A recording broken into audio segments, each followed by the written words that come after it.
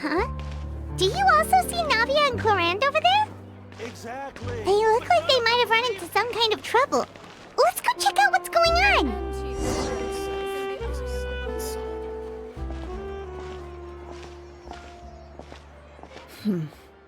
Still no dice? Not at all. And I've asked pretty much everyone in the court of Fontaine already. Lynette's ears drooped as soon as she heard that we'd have to be out and about for days on end. And Fremine, he hid himself under his helmet as soon as he realized there'd be people around that he didn't know. What about Chiori and Charlotte? I feel like both of them would be more than up to it. I've asked them already, but they're both pretty busy right now. I just gave the members of the Spina a few days off, too, so I don't want to bother them either.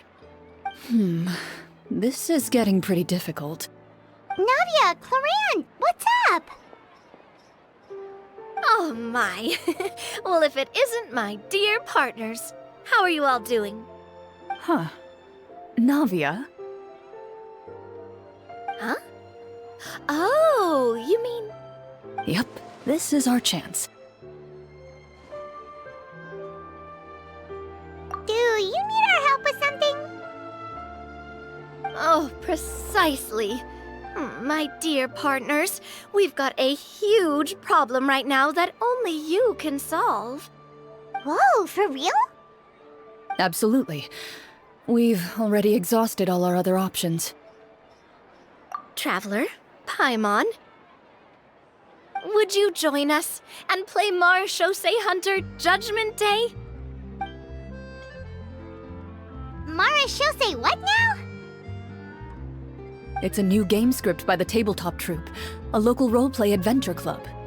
Ever heard of the Tabletop Troupe? They put out games that allow you to participate in a story and roleplay characters with your friends. Oh, I've loved their stuff ever since I was a kid. That sounds super interesting. Clorinde and I are both veteran members of the club. Recently, someone came up with a new script and was looking for people to help playtest it for them.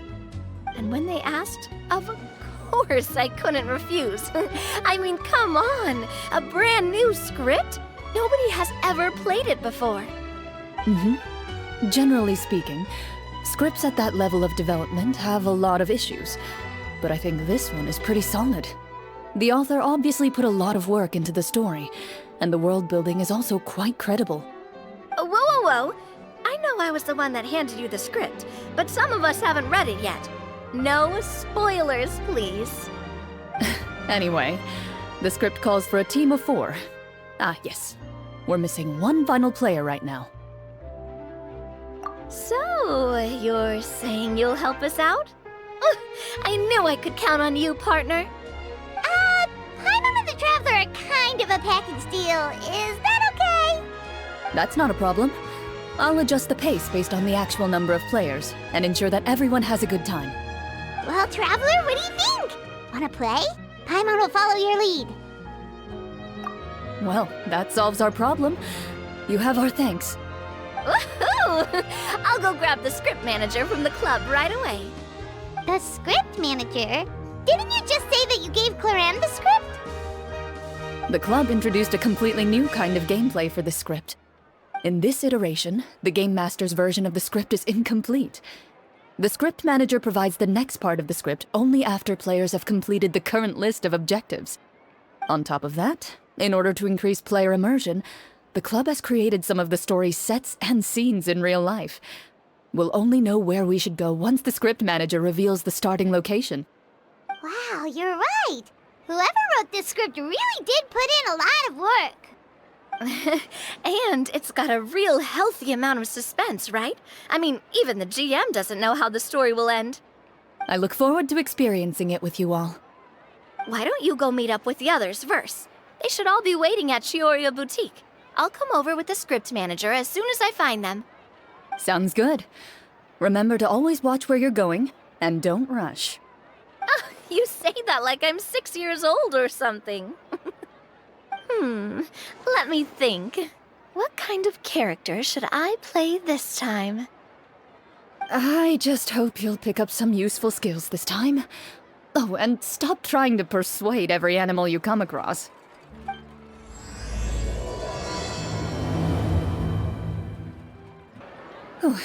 Sorry to keep you waiting.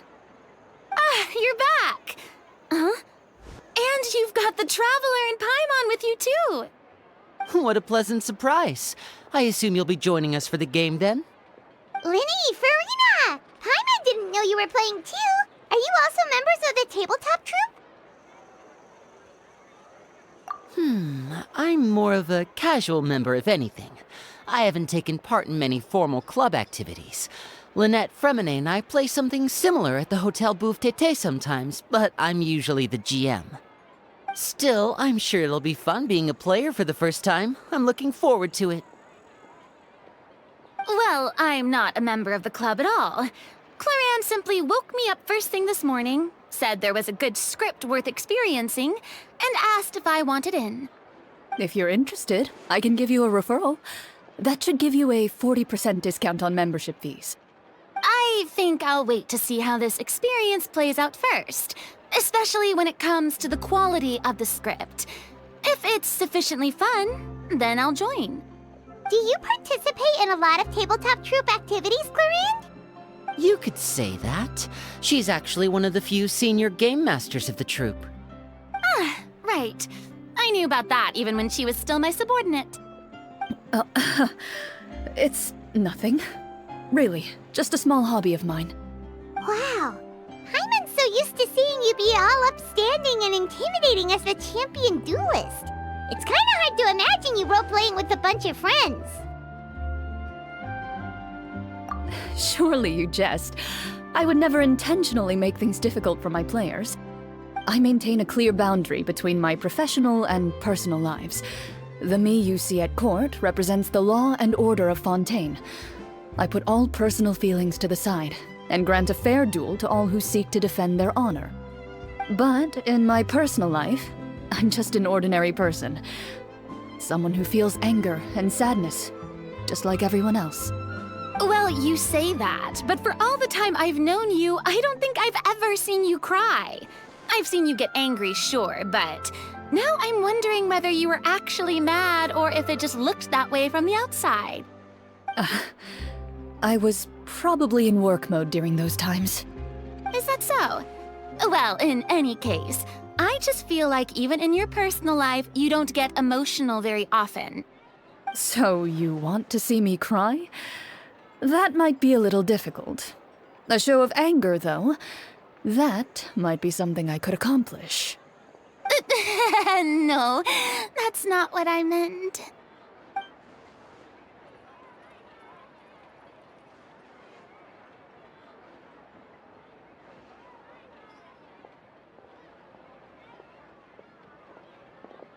Ah, I'm back!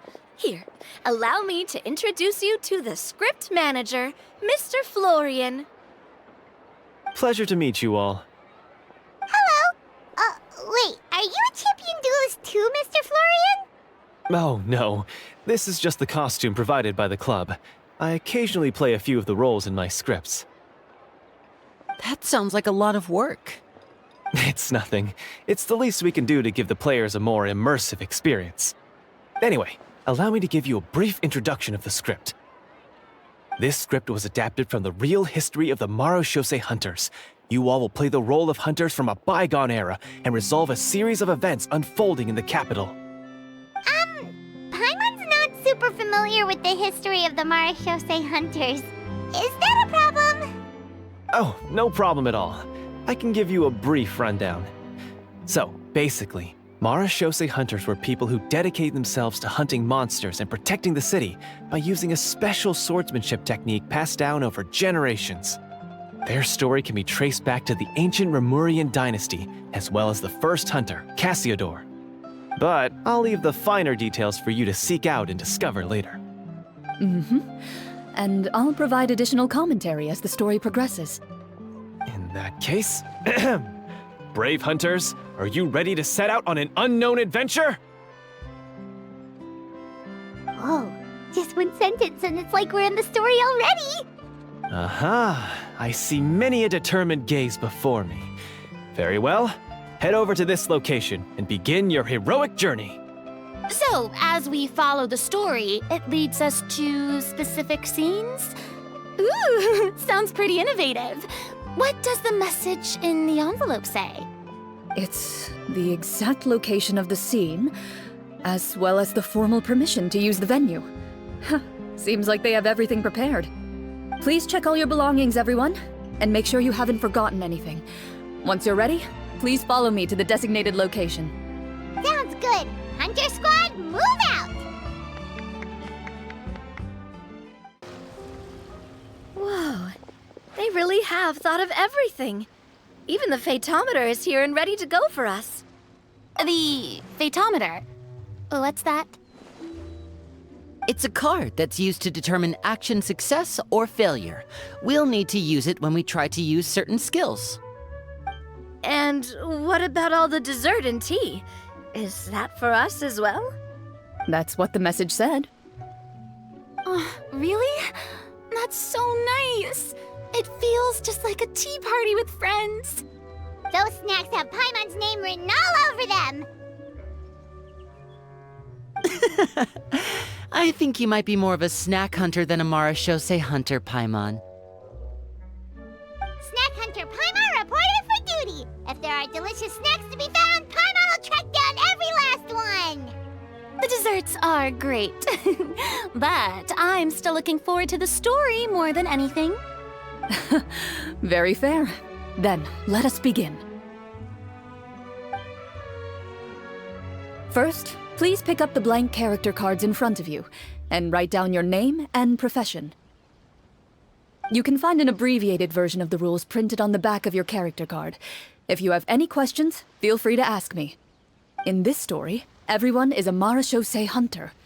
To reflect this, the club has prepared a small badge for everyone. Ooh, nice! As hunters, you have proficiency in swordsmanship and fighting by default, so there's no need to allocate any additional skill points to those areas. Swordsmanship?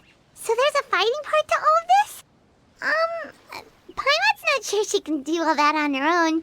Maybe Paimon can just stick with you? Why don't you share a character card then? The Traveler will be the Marashose hunter, and you can be her little floating assistant. Kinda like in real life.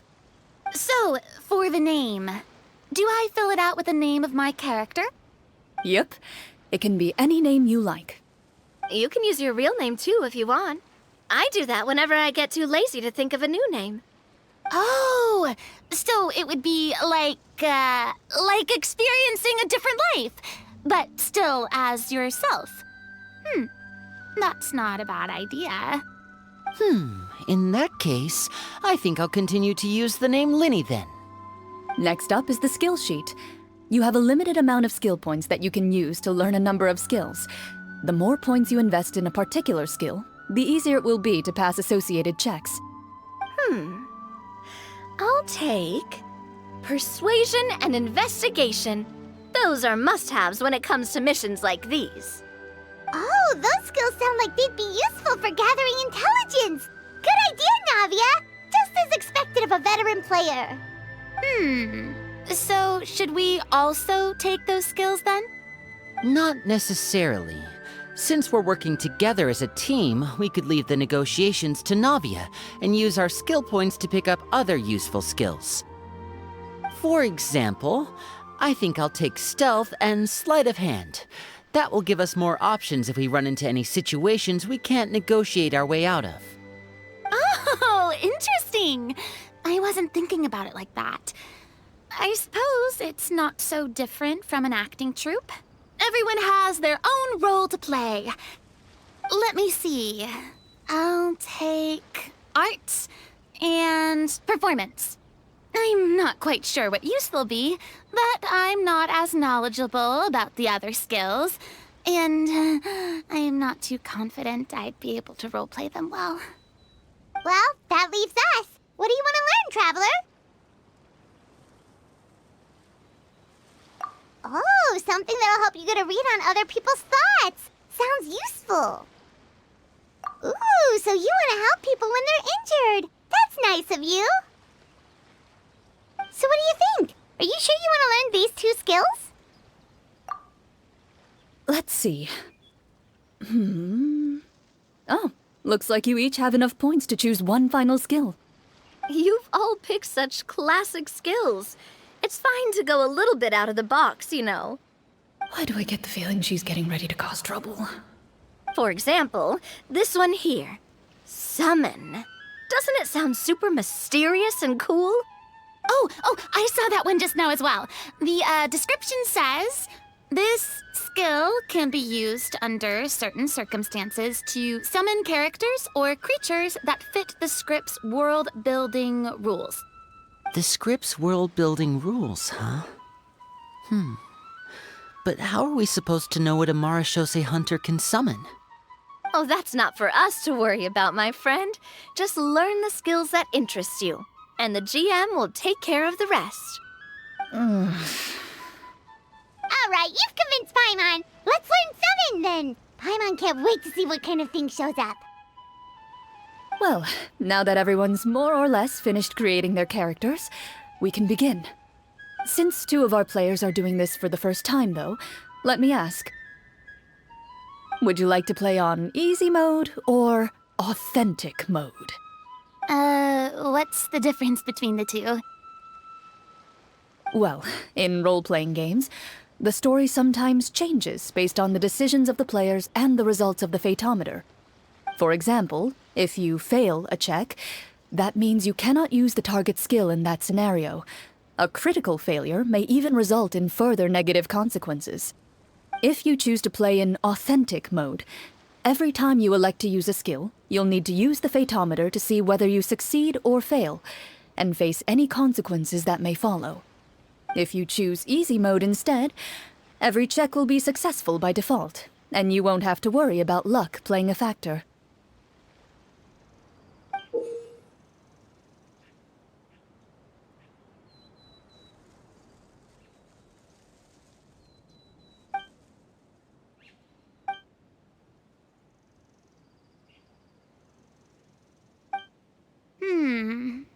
Given that I'd like to focus on the story, I suppose I should pick easy mode.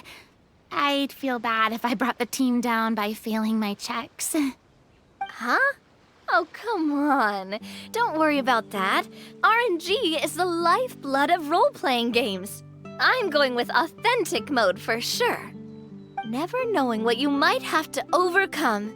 Ugh, doesn't that sound exciting? I'd rather be mentally prepared for what might happen.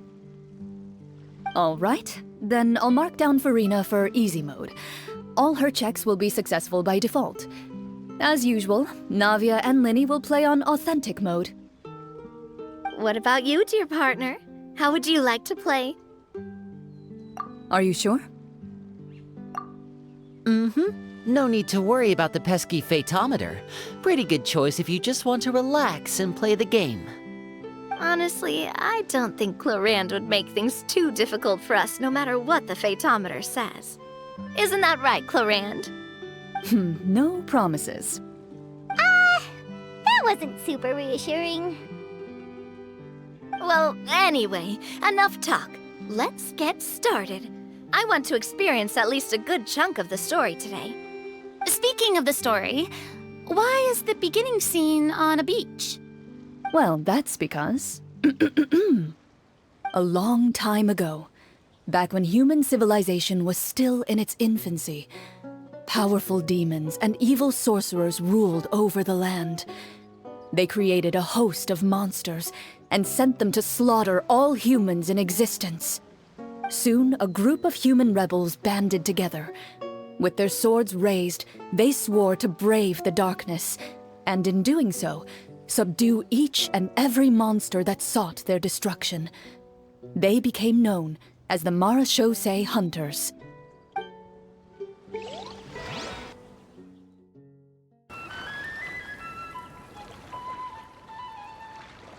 Sometime later, as a member of the Marashose Hunters, you receive a commission. Following the address provided on the message, you take a boat and arrive at this strange city.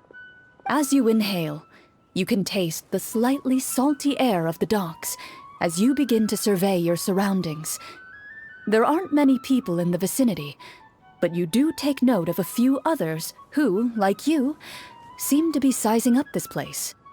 Your eyes meet, and you realize these people are fellow Marechaussee hunters, likely led to this location after receiving the same commission as you. You're all Marechaussee hunters too, right? Allow me to introduce myself.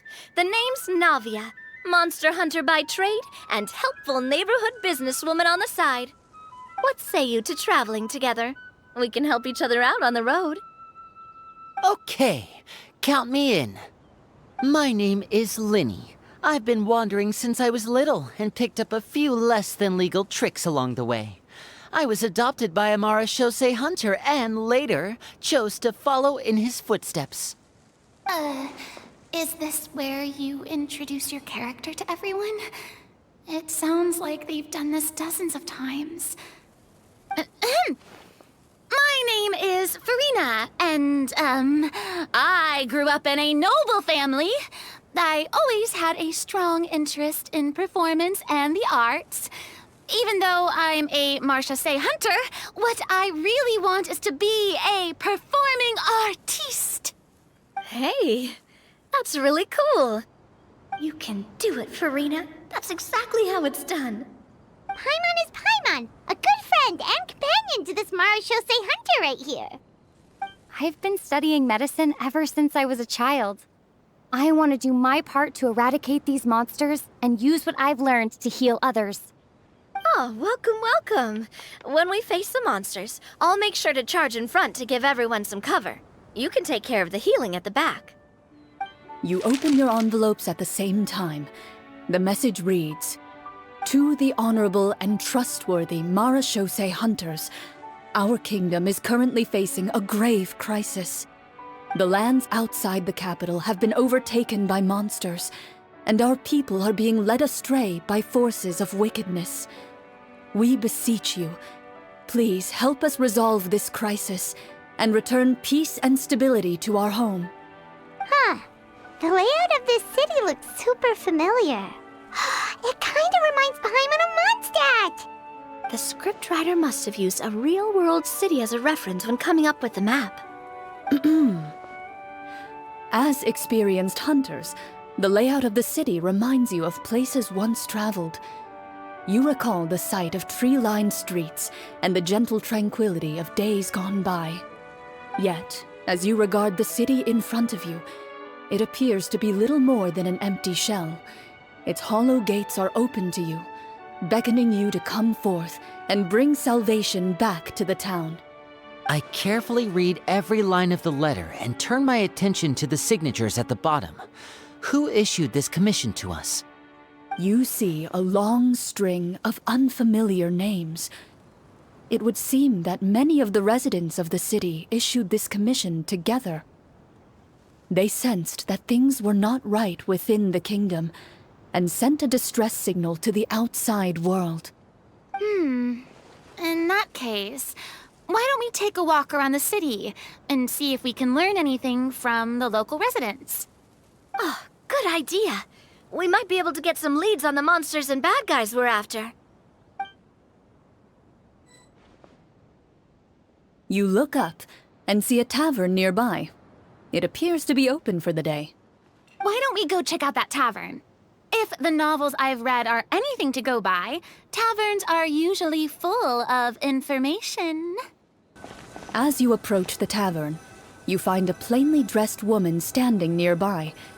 She appears to be rather troubled about something.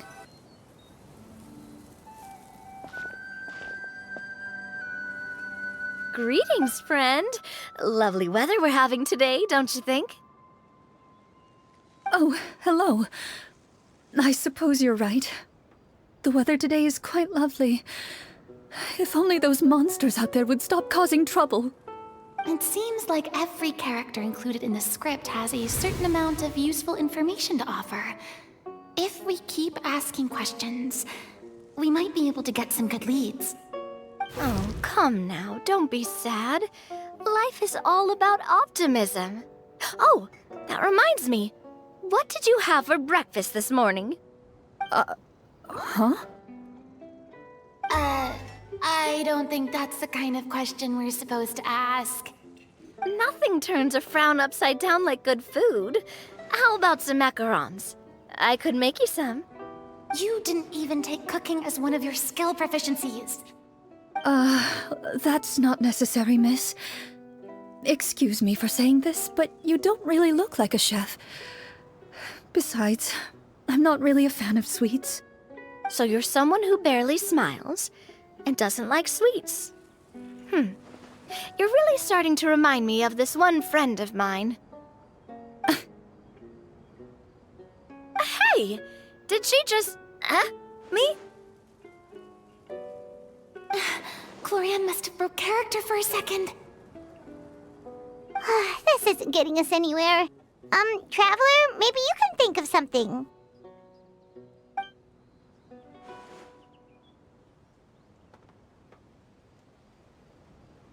The results of insight checks aren't disclosed to the players, so I'll be the one consulting the photometer.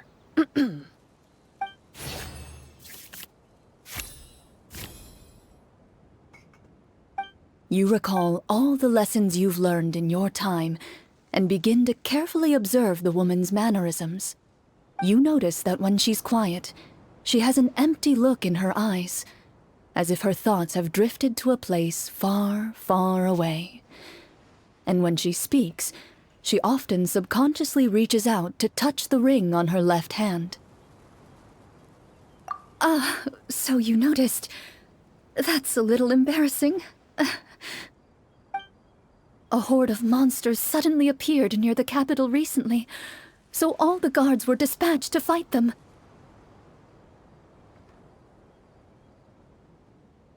Do you remember when those monsters appeared? I'm not completely sure. All I know is that my husband was dispatched to fight them 3 days ago. Do you know where he was sent? It all happened so fast. When we said our goodbyes, he couldn't even tell me where they were sending him. You have our thanks, friend. We'll find and defeat those monsters as soon as possible. We sincerely hope your husband will be able to return to your side soon.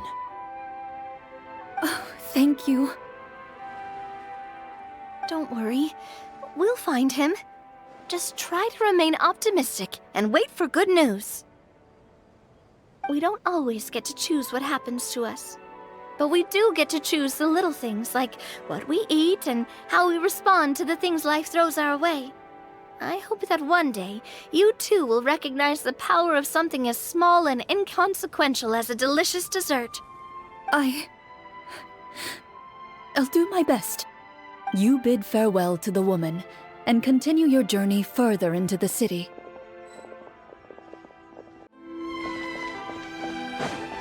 As you venture further into the city, the streets appear largely empty. An elderly woman walks past.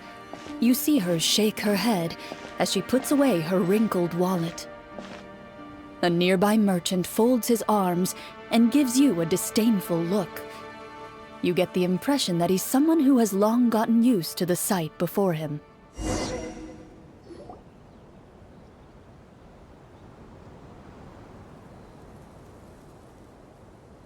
Although he doesn't seem very friendly, merchants are usually a good source of information, right? Pardon me, sir. I'd like to ask a question if I may. That depends. How much are you willing to pay? How about this much? What do you take me for? Some lowly beggar? You can't even buy half an onion with that amount. Surely an onion can't be that expensive, right? What do you know? War is nearly upon us. Everything costs several times what it did before. If you're not gonna buy anything, then scram. Whoa, what a nasty guy. Maybe we shouldn't even bother talking to him. But he still might have information we need. Traveler, can you think of something? A performance? I've never played a role-playing game like this before, but even I can tell that suggestion is pretty far-fetched. Is a performance check really going to help here? All right.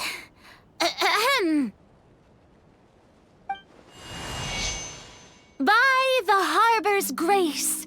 A lone boat lies in rest. Let the moon give chase, for here begins our quest. In the dark of shadow, our heroes seek to find where creatures born of evil weave their grand design.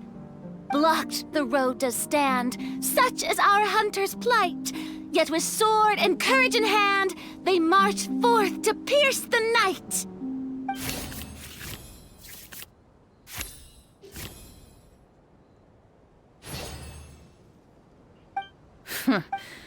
I don't recall asking for a bardic song.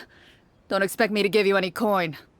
But if you meant what you sang, and you are indeed some kind of hunter, then by all means, please, go out and kill those monsters for us. Those monsters are camped outside the city, and they've been destroying all our trade routes. We have limited reserves within the city, so if this continues, we're all gonna be in big trouble. Wait, you're saying no one has put a plan in place to distribute supplies or maintain order? We could all starve and those nobles in the palace wouldn't even break a sweat. Who knows? Maybe they've been in cahoots with the monsters all along. That is concerning. Yeah, alright, I think I've said more than enough. Be on your way now. Got it. Thank you, sir. Don't mind him, Farina. He just doesn't have enough taste to appreciate your art. No. I was just thinking about how those nobles must be so cold-hearted. It's like they don't care about their people at all.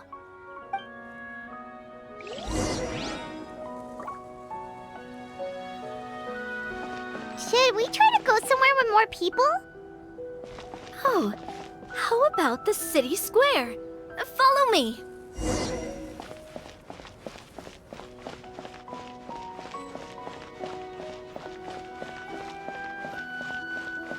Before you lies the city's central square. You see a man with a slightly anxious look on his face, pacing back and forth, his head hanging low. He doesn't seem to notice your approach. Still immersed in his own thoughts, he shakes his head and lets out a long sigh. This guy seems promising enough. Maybe I can get some information out of him. Hello, sir. Is there anything I can do to help you? Wait, you're... I'm... Oh, dear goodness! You're a Marashose hunter! You recognize us? Ah, are you one of the people who wrote the commission letter? Yes, yes! Oh, I didn't expect you to actually come! Oh, what great news! The city is saved! What happened here? Alas, we once lived comfortable, carefree lives. This city used to be free of monsters. The first Marashose hunter, Casiodor, the Golden Hunter, he was the one who drove them back. However, monsters have once again surrounded the city. Perhaps the seal that kept them at bay has lost its power. Or perhaps an evil sorcerer has been meddling in our affairs. All I know for sure is that their return has stripped the city of any chance at peace. Are there not enough soldiers to drive them out? It's not a question of numbers. The guards simply have no idea how to deal with them. Most people my age have never even seen one of the monsters, much less been trained to fight against them. What's worse, many of us don't even know the history of the Marashose hunters anymore. When I was a child, though, my grandfather would tell me stories about how the Marashose hunters drove back the monsters. So, on the off chance that something might come of it, I decided to reach out to you. To be perfectly honest, I was starting to think all those stories were just tall tales. But now that I've seen you in person, I finally know that it was true! Well, you can rest easy, friend. The righteous and formidable Marashose hunters are on the case. The man is touched by your determination and resolve. His eyes begin to well with tears of relief. Still, if we are going to hunt the monsters, we need to know where to find them. Can you give us any leads? All I know is that the area outside the city is dangerous. I'm afraid I can't point you toward a specific location. Oh, although, if you leave the capital through the main gate and follow the road, you should run into a group of guards. They might know more about where to find the monsters. I see. We'll go look for them then. All right, be careful. Oh, and one last thing. The monsters outside the city are just part of the problem. There are evil sorcerers inside the city as well, so be on your guard. They're actively working with the monsters, and have corrupted the court ministers with malicious magic. They're the reason why, even inside the city, everything has been a giant mess. Even one of our kindest ministers has turned into a boorish and unreasonable figure, interested in nothing but enacting laws that exploit the people. Who knows how much longer we'll be able to go on like this. Talk about being stuck between a rock and a hard place. I feel bad for him. Maybe we should try to cheer him up?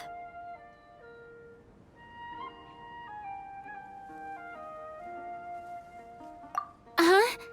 Like, now? Is this really the right time? I appreciate your kindness, but for now, it's more important to focus on the crisis at hand. Brave hunters, I leave the future of this kingdom to you.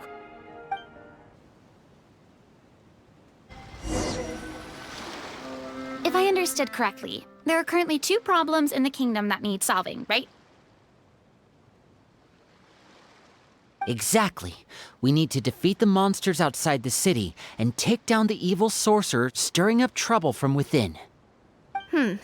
But which problem should we tackle first? Well, this seems like a good moment for a break.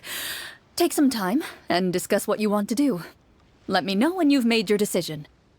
I really didn't expect the people in the city to keep us at arm's length like that. I totally thought the hunters would be treated like heroes. Well, Clarin said the script took cues from the real history of Fontaine, right? Maybe the real-life Marashosei hunters were also treated like that. I wouldn't say it's a perfect representation of history, but there are definitely some similarities. Would you like to hear more about it? Sure.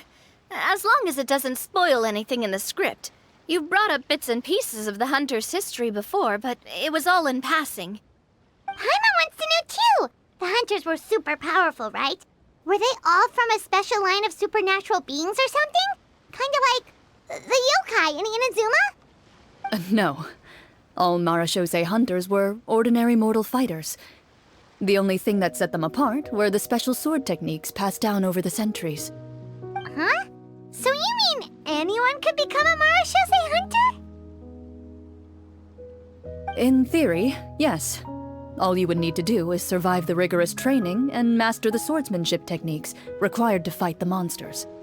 Still, most people dropped out at the early stages, and others called it quits the minute they saw a monster in person. To become a hunter, you must be strong in both body and mind. What kind of monsters did the hunters fight exactly? Oh, and the evil sorcerer the script mentions. Did they exist in real life too? The land of Fontaine once played host to an ancient dynasty known as Remuria. After that dynasty fell, monsters began to appear, intent on obstructing humans from establishing a new social order. One of the ancient sorcerers of Remuria used his power to assemble a formidable army of golems. He sought to use that force to establish himself as king. Now wait a second. Don't tell me that guy was the inspiration for the evil sorcerer in the script. We still haven't found any in-game information on him yet. So, why don't you talk about someone else for now? Well, I wasn't planning on going into anything you might be able to find out in the game. But if you want me to talk about something else, then... How about Casiodor, the Golden Hunter? Or Egeria, the ex-Hydro Archon? Wait, but those people are all from a super long time ago. Where did you learn all this, Clarin? From my master. By master, you mean Miss Petronia? Someone you know? Absolutely. Miss Petronia and my father were good friends. Back in the day, she would often bring Clorinde over to play, but Then, Let's not get off topic. Anyway, back to what I was saying. Responding to Egeria's call, a number of warriors followed Cassiodor into battle against the monsters. This group of warriors, under Cassiodor's leadership, became known as the Marechaussee Hunters. Yet, as Fontaine entered an era of peace, their work gradually became obsolete. The Marechaussee Phantom, originally an association made up of hunters, eventually came to be predominantly comprised of Melusines. Ah, I see. That explains why most of the people in the script have forgotten the hunters or think of them as nothing more than a legend. Is that really a bad thing, though? It can get tough always being the one shouldering everyone's expectations. Depends on who you ask, I suppose. If the name of the organization no longer commands respect, investigative work is bound to suffer. Speaking of investigations, which problem should we tackle first? Monsters or evil sorcerer? I vote monsters. That's the main duty of the hunters, right? We can come back to the sorcerer later. Well said, Miss Farina. Plus, if the sorcerers really are the masterminds behind this whole thing, defeating the monsters could give us some clues on their intentions as well. What about you, partner? What do you think?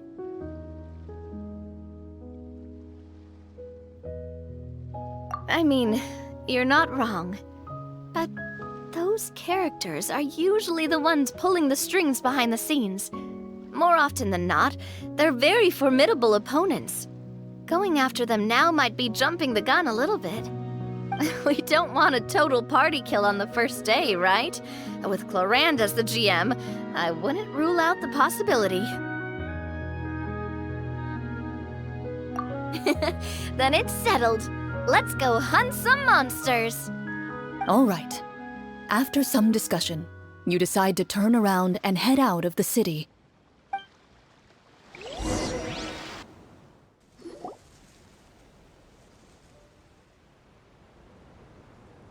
Let's take a look around, like that guy said.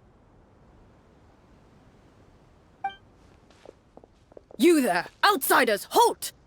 Who's there? An armored man approaches you.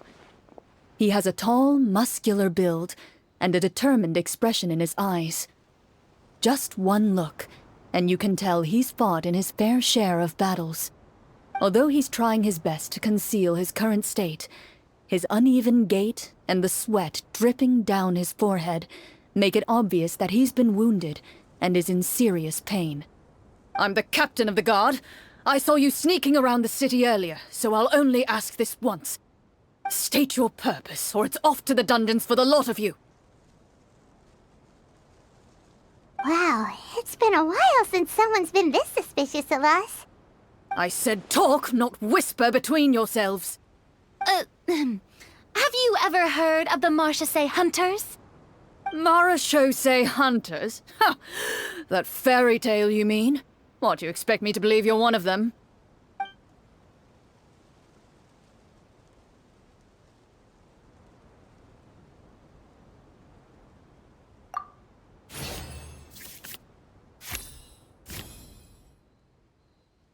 While everyone is talking, you begin to carefully observe the captain's mannerisms.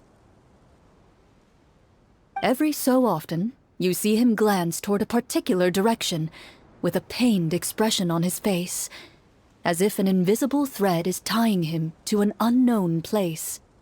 As you follow his gaze, you vaguely recall that the location he seems fixated on is known for its difficult terrain.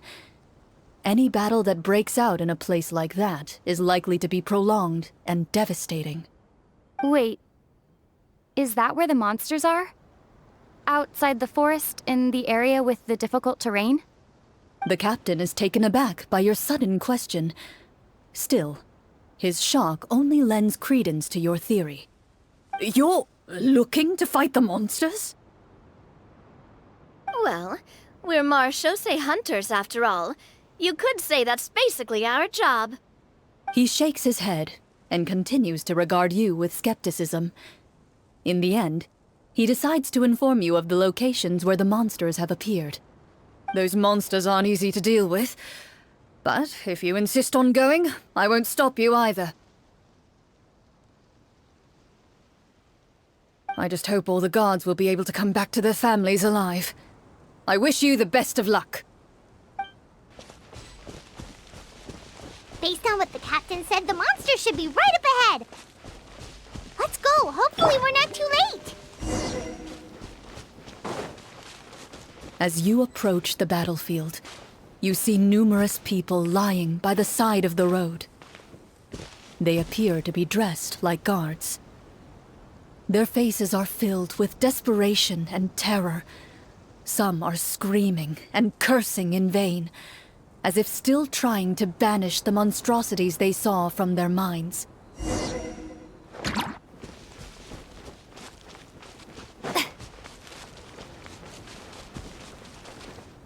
A few of the wounded look up at you in shock and disbelief.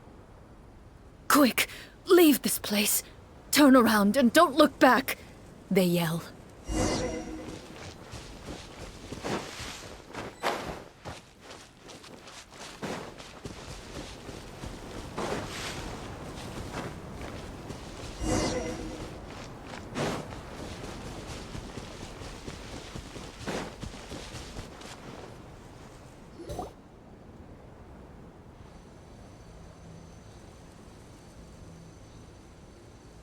This is the place he mentioned, right?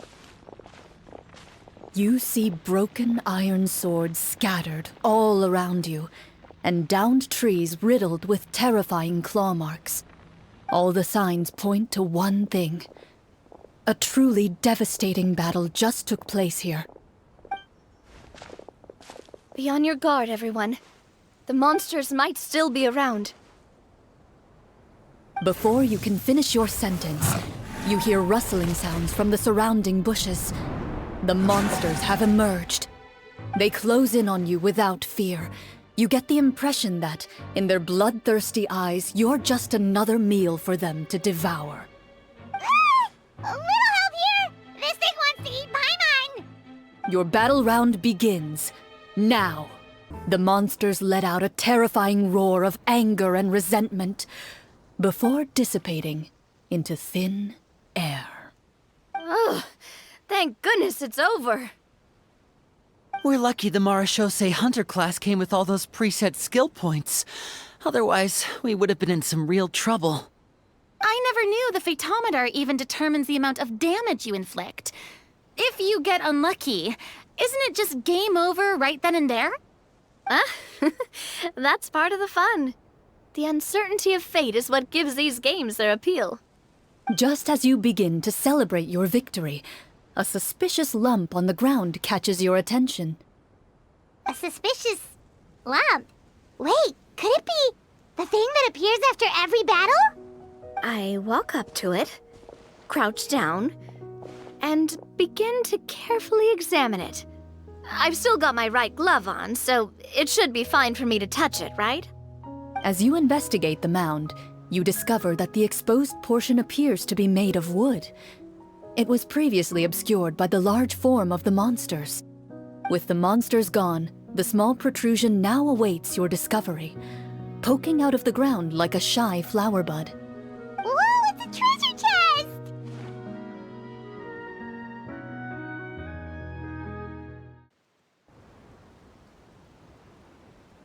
With everyone's help, you successfully excavate the wooden chest from the ground. Even without opening it, you can tell from the mora and jewels scattered around the chest that it must contain quite the fortune. Makes sense. We worked hard for this. Let's open it and we can share what's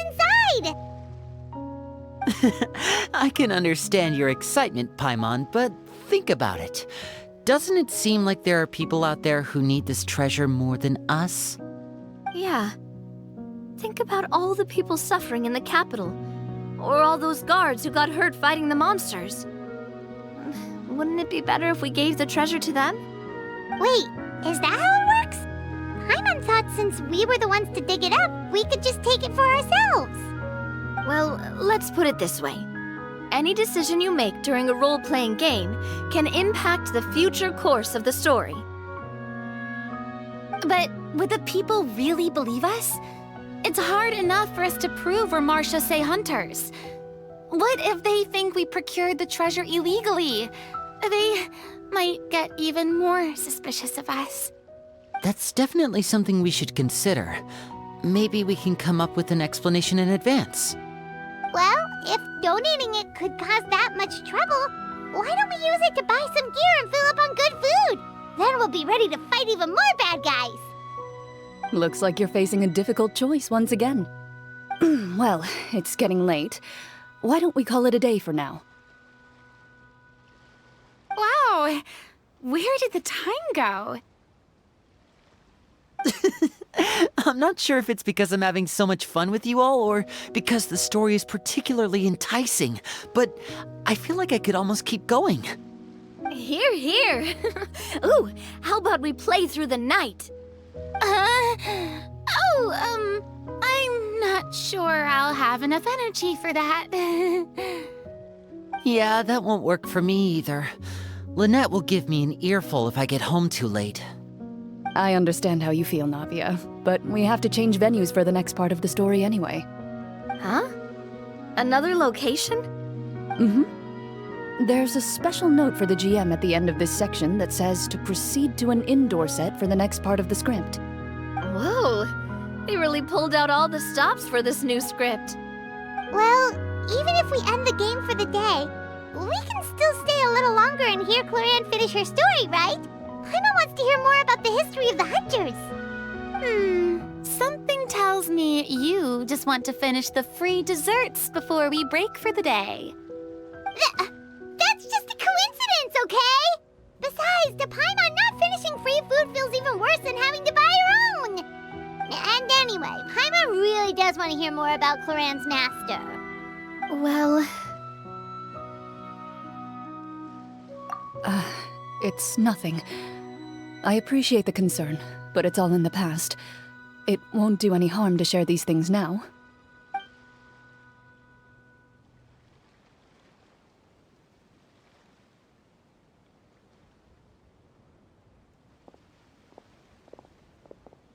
My earliest memories are of living with Master.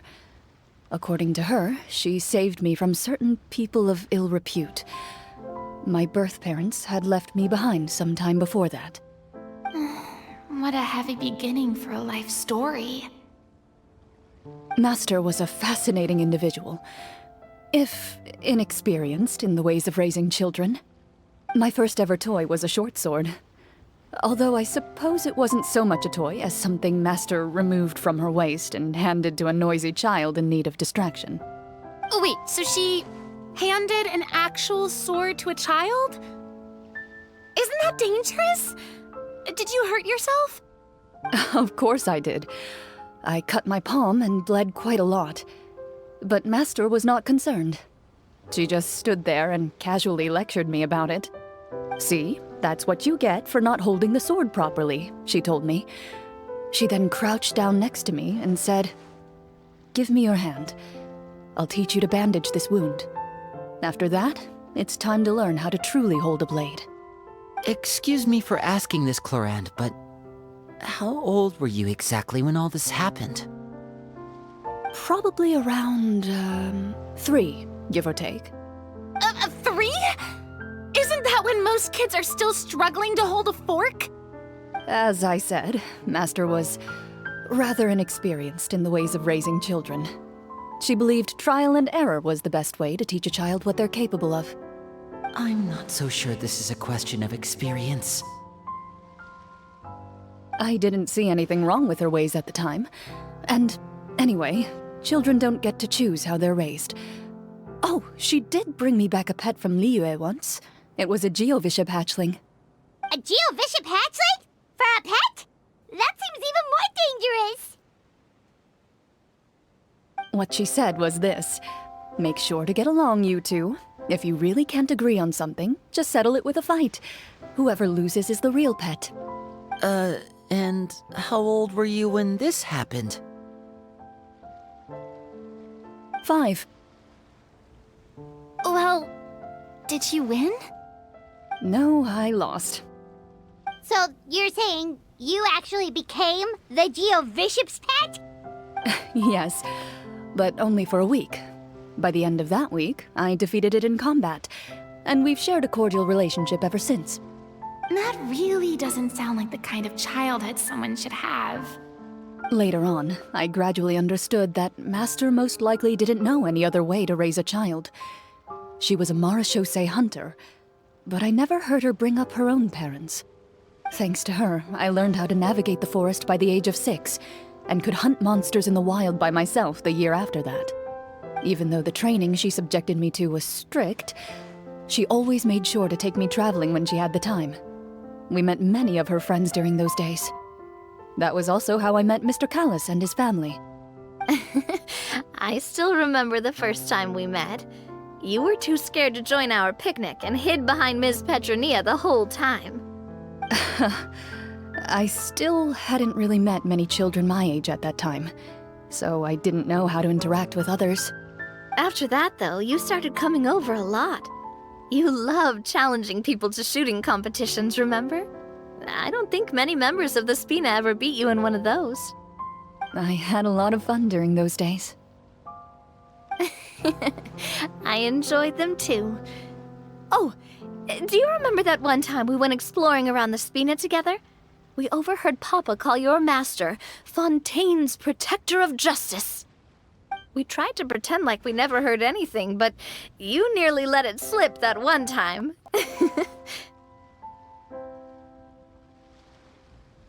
Protector of Justice? Oh, wait, you mean that vigilante hero from 20 years ago? The one who was always active at night? Yep, that would be her. She often would put on a black cloak and go out at night. I never knew where she went or what she was doing. Until, like Navia said, we overheard the truth from Mr. Callis that night. 20 years ago, huh? I still remember the guards leaving all kinds of witness reports about her on Nervalette's desk. My apologies. Oh, there's no need to apologize. You had nothing to do with it.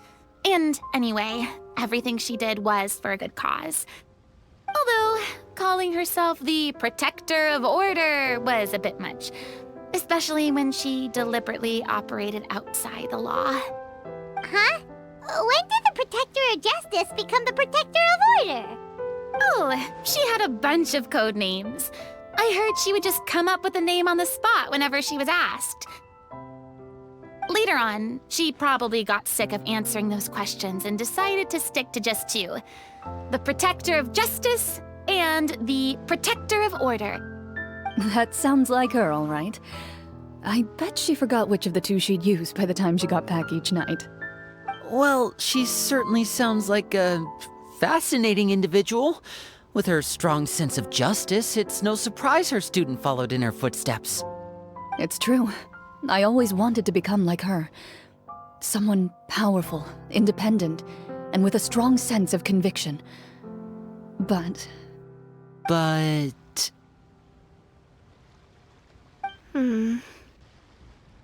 She suddenly disappeared the night I turned 10 years old. Disappeared? What happened? I have no idea. She didn't even leave a note. I was never able to find out where she went. That night, I was celebrating my birthday at Navia's house, but Master never came to pick me up. When I returned home on my own, it was to an empty house. When she still didn't appear after a few days, I went to Mr. Callis's house to ask about her whereabouts, but he only shook his head. Papa probably didn't know either. I know he sent a few people to investigate the matter in secret, but they never found any credible leads. Don't worry, I understand. To be perfectly honest, given Master's personality and way of doing things, it all made a lot of sense. If I had to guess, I'd say she probably used it as an opportunity to force me to become independent. Just like how, when a litter of kittens reaches a certain age, the mother willingly leaves them behind. Were you upset, Clorinde?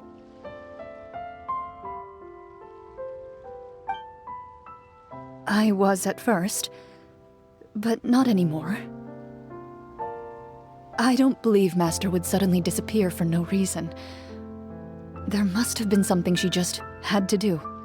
Well, despite everything, you still managed to follow in her footsteps and become the greatest champion duelist in all of Fontaine. You're practically a living symbol of law and justice.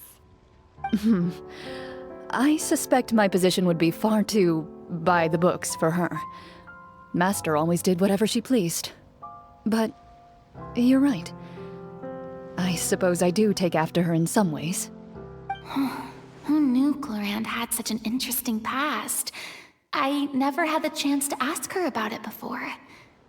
And I wonder, if Clorinde's master were the champion duelist back then, would that duel against Mr. Callus have gone differently? Oh no. Judging by the atmosphere, Clorinde and Navia are probably thinking something similar. The mood just got super awkward all of a sudden. Well, anyway. Would you look at the time? It's getting dark, so we should probably call it a day for real this time. If we keep talking like this, we really will be here all night. I had a great time today, Miss Clorinde. Thank you for being our GM. Anytime. The script was good, but I've got to say, your childhood stories were even better. Hey, you should tell us more about that fight against the Geo-Bishop sometime. Maybe your master was onto something. You could be right. What does she mean, onto something? I certainly don't know any 5-year-olds who want to fight a bishop in their spare time. Guess I'll head back as well. I need to save my energy if I want to continue enjoying the story tomorrow. You're that excited to hear about my fight with the bishop? I was talking about the script. Just between the two of us, could you tell me what it was like to be the Geo-Bishop's pet? It was nothing special, really. Geo-Bishops don't understand the concept of a pet. So basically, it just headbutted me whenever I entered its territory. And that hurt? Yeah, it hurt. What, something you want to experience for yourself? Oh, I'm good. Thanks. Let's go meet up with the group. Paimon's really looking forward to today's story.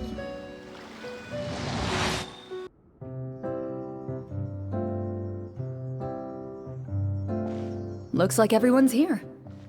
Now, before we begin, why don't we finish where we left off yesterday?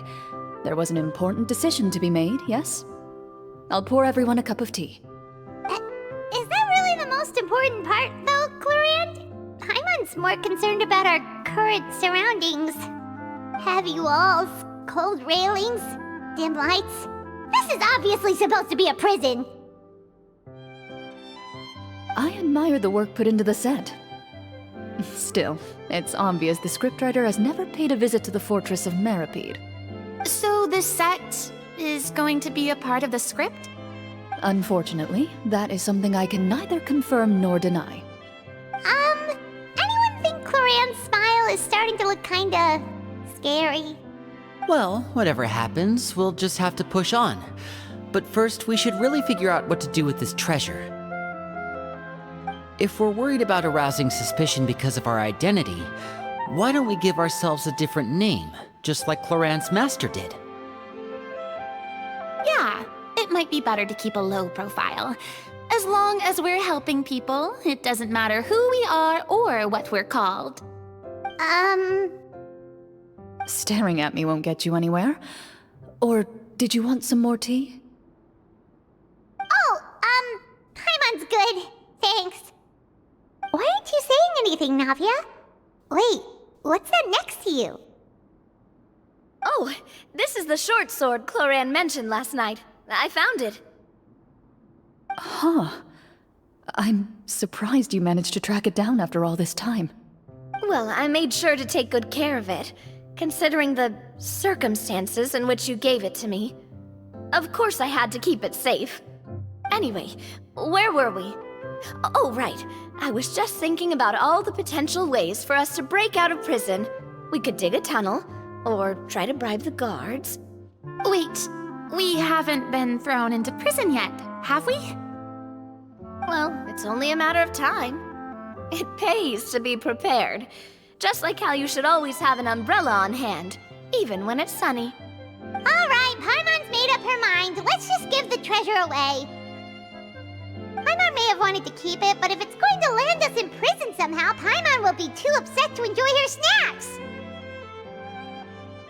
So, you've reached an agreement? All right then, we can continue with the story. Oh, and we'll collect all the scattered pieces of treasure on the ground as well. All right. You collect the treasure and make your way back to the capital with your bag of loot in hand.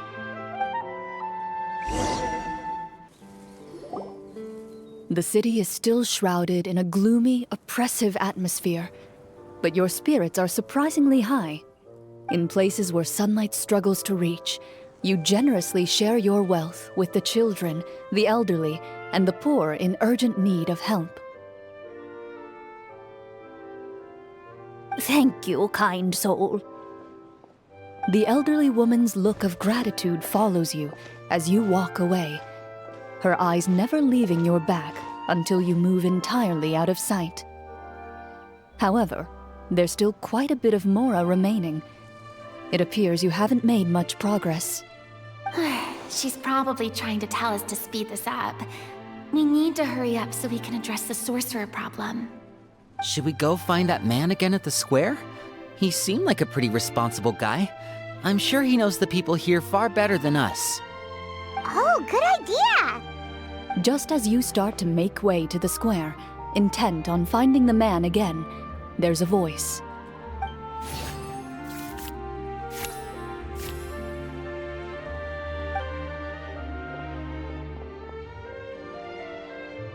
Please wait, distinguished guests.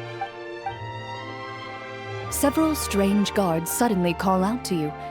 They run forward to meet you and proceed to politely pay their respects. Greetings, gentlemen. Are we being invited for afternoon tea? Surely you jest, my lady. That would not be our place. It is His Excellency the King who requests to meet with you. Please come with us. Do you think this could be a trap? Well, we have to investigate the court at some point, right? Meeting the king himself would be a fantastic opportunity to do that. I say we go for it. If something happens, we'll just turn the whole place upside down. That sounds a little intense. After a quick discussion, you nod to the guards and agree to follow. They lead you all the way to the audience hall of the palace. Gilded tables line both sides of the hall. The space itself is adorned with all manner of expensive antiques, glass shelves, and silver candlesticks. The items appear quite ordinary in size and dimension, yet their presence somehow makes the emptiness of the hall feel even more surreal and ominous. Wow, it's so luxurious! The elderly king, clad in a magnificent robe, sits upon the deep crimson throne before you. He wears above his head a majestic crown, with a gemstone the size of a bird's egg set right at the very front. As you observe it, you see a complex pattern of light reflect off its surface. They're here, Your Majesty. A man dressed in dark clothes, likely a minister, shields his mouth with his hands and bends down to whisper a few words to the king. After a moment, he lowers his hands and stands back up. His gaze shifts to fixate on your group, but he does not move from his place at the king's side. The king does not appear entirely aware of his surroundings. The man by his side, though. We should keep a close eye on him. The king remains still and says nothing. The minister is the one who speaks. Esteemed guests, allow me to thank you for coming to our faraway kingdom. Unfortunately, His Majesty the King finds himself quite exhausted from work. So please allow me, his Prime Minister, to welcome you in his stead. I've heard tell that your group, the Marechaussee Hunters, used your exceptional ability with the sword to repel the monsters near the capital. Such a great deed deserves to be rewarded. However, seeing that I was not fortunate enough to observe such a feat with my own eyes, you'll forgive me for seeking to verify the truth by speaking to you myself. Well, we've got nothing to hide. You brought us here to talk, right? So we'll just explain what happened.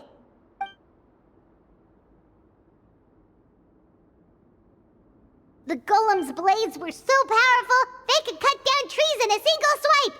It took a lot of effort to defeat them, even for trained swordsmen like us. Well, that was enough details, right? Believe us now? Your account does indeed match those of the survivors. Since you were the ones who defeated the monsters, that must mean you are also in possession of the treasure they stole? Well, we did take the treasure, but... How did he know about the treasure? Then I must ask that you return it at once. It belongs to the kingdom. Wait, but didn't you just say that our great deed deserved a reward? Shouldn't the treasure be considered a part of that? Yes, that was indeed what I said. But you seem to have forgotten a very important distinction. Only that which is freely given by the king can be considered a reward. Taking the rightful wealth of a kingdom without said permission, on the other hand, is a crime. But that's completely unreasonable. Yeah, that makes no sense! If it weren't for us, the treasure would still be buried underground somewhere! Maybe so, yet the fact remains. You tried to dispose of the treasure without reporting it to the court and without receiving permission, yes? What, no answer? Surely you're not insinuating that you, a group of legendary Marechaussee hunters, sought to take the treasure for yourselves? Well, what about the king? Is he just gonna let this guy talk for him the whole time? Clad in his magnificent robe, the king remains seated, with his hands resting on either side of the throne. His posture is rigid and unmoving. He stares forward with an empty look in his eyes, completely unmoved by the events before him. From the look of things, could the Prime Minister be the evil sorcerer? Or could both the King and the Prime Minister have fallen under the evil sorcerer's control? I would like to observe the number of guards stationed in the hall. The guards in the palace appear fully armed, their expressions solemn. Sensing the tense atmosphere in the room, they stand at the ready, each with a hand placed upon the hilt of their sword, as if prepared to draw their weapons and surround you at a moment's notice. Well, there goes my plan to turn the whole place upside down, I guess. It appears we've been visited by nothing more than a group of ill-intentioned imposters. What a pity. Guards, take them away and throw them in the dungeons. Before I decide your fate, however, I must first determine whether you have any accomplices outside the court. Can't we try to slip away? Or maybe start some kind of riot? But if we try to fight the guards right now... Don't worry. At least we figured out who's behind all this. Let's just play it by ear. If you're... Thanks, you guys. You allow yourself to be led away by guards surrounding you on both sides. It's only when you begin to feel drops of water falling from the dungeon ceiling and smell the stench of death and decay all around you that you finally realize you've stepped into a completely different world. Stay here, and don't try anything funny. The guards lock the cell door and leave without looking back. Wait, sir! Your voice echoes through the dark hall, but the only response you receive is the sound of water dripping from the ceiling. No! What should we do now? Carve out a new path of fate with our own two hands, of course. I draw my weapon.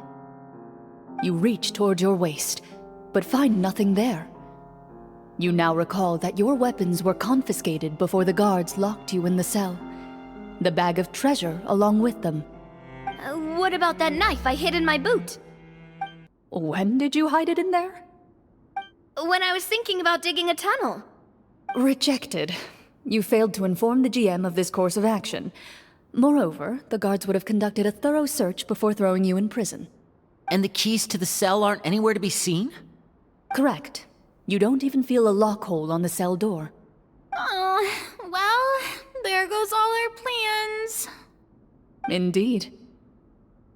Huh? Why are you the one saying indeed? Because that statement holds true for me as well. This is where the script ends. What? But that's a terrible ending! Generally speaking, this should be the point where the scriptwriter gives the players some kind of hint, or gives the GM some kind of code for how to move forward. I mean, maybe they just really wanted us to be immersed in the feeling of being in prison? Like, they'll only show us the way out once we've grown truly and utterly desperate? That is a possibility. If only there were desserts and tea in real prison. Oh, wait, guess it's kind of how the Fortress of Meripede works if you're lucky. Oh, before I forget, Navia, the short sword you had with you earlier. I took a closer look, and the craftsmanship doesn't appear to resemble anything from this era. If I remember correctly, that style was last in vogue several hundred years ago. Wait, Cloran said that sword used to belong to her master, right? Does that mean her master has been alive that long? I doubt it. The way she went about things often made her seem childish more than anything. I'd say the sword was most likely an heirloom passed down over time. Hang on. A precious heirloom passed down to you by your master. And you gave it to me just like that? You weren't worried I might lose it? Master left many things to me when she disappeared. There was the sword, an old key, and a good amount of junk she probably just didn't want to take with her.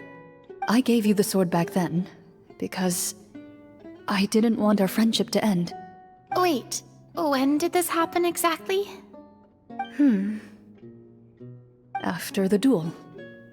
Between Mr. Callis and myself. Before that, Clorinde would have meals with us and even stay over at the Spina some days. She was on great terms with Papa as well. After the duel, though, there was a period of time where we simply didn't know how to face each other. She entrusted this sword to me, and never came back. We were both sad, and conflicted, and totally overthinking everything as a result. Whenever I looked at this sword, I couldn't help but wonder if Miss Petronia had never introduced us to each other at that picnic. Maybe part of the sadness I was feeling could have been avoided. Back then, it felt like I hadn't just lost a father, but a close friend as well. No one can change the past. The most important thing is that you two found your way back to each other and can enjoy things like this together. Yep, you're right. I'm sorry, you two. I didn't mean to bring up any sad memories. Think nothing of it. No one here is at fault.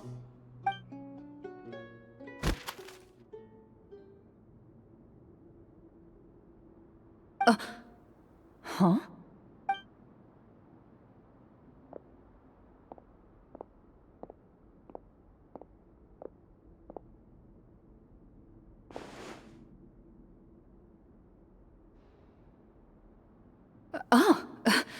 Looks like the next part of our script is here. Perfect timing. The situation was really starting to get desperate. And not just because of the prison thing. From Claren's face, Paimon really can't tell if it's good news or bad news. Water continues to drip from the ceiling. In this lightless dungeon, you lack a reliable way to tell how much time has passed. Eventually, you get used to the unpleasant odor of straw, mold, and rust.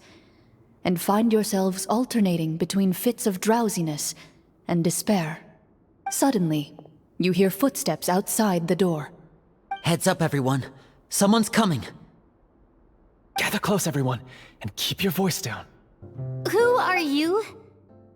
I work as a guard in these dungeons, but my true identity is the same as your own. I'm also a Marashose hunter. Huh? Shh. I've already sent away the other guards, but if we make too much noise... I understand, but how can we be sure we can trust you? The king has issued a formal decree. In light of the irrefutable proof of your crime, you're to be executed before tomorrow's sunrise. If you want to escape, it has to be now. Executed? We barely did anything! Monsters appearing at the same location as the treasure. Could this entire thing have been a trap? There will be time for speculation once we're out of here. As for my identity, I have no way to prove that to you just yet.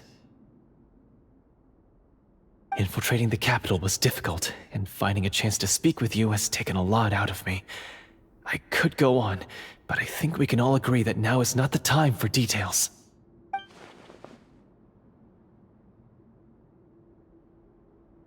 Have you seen our weapons anywhere, sir? Don't worry, I brought them with me. They're just behind the door. Still, these weapons alone won't be enough to defeat the true enemy behind the scenes. His faction is too powerful. The guards are all under his control, and he's even stationed a number of golems in various rooms throughout the palace. To defeat him, you must find a secret vault. It is said that within that vault, the Marashose hunters of the past left behind a treasure with the power to defeat the sorcerer. You're not coming with us? No, I'll remain in the dungeons to deal with the guards. I'll try my best to distract them so they don't go after you. As long as my identity is not revealed, I'll be able to aid you when the final battle comes. In that case, please stay safe. Thank you for your concern. I will do my utmost. As for the location of the vault, here, this map should lead you there.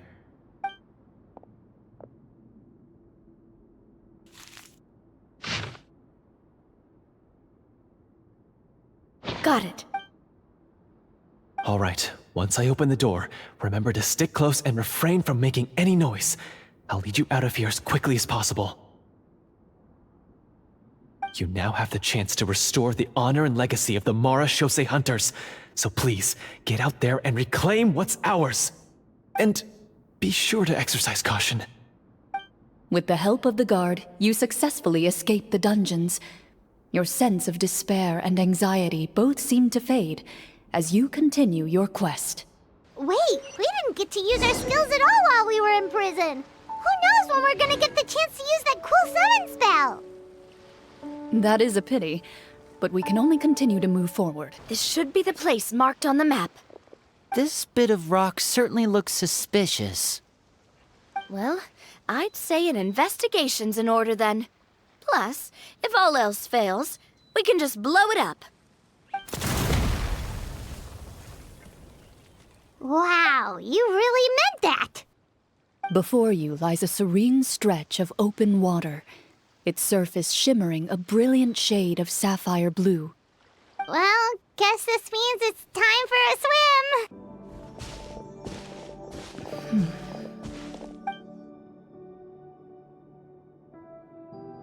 Oh, what's the matter?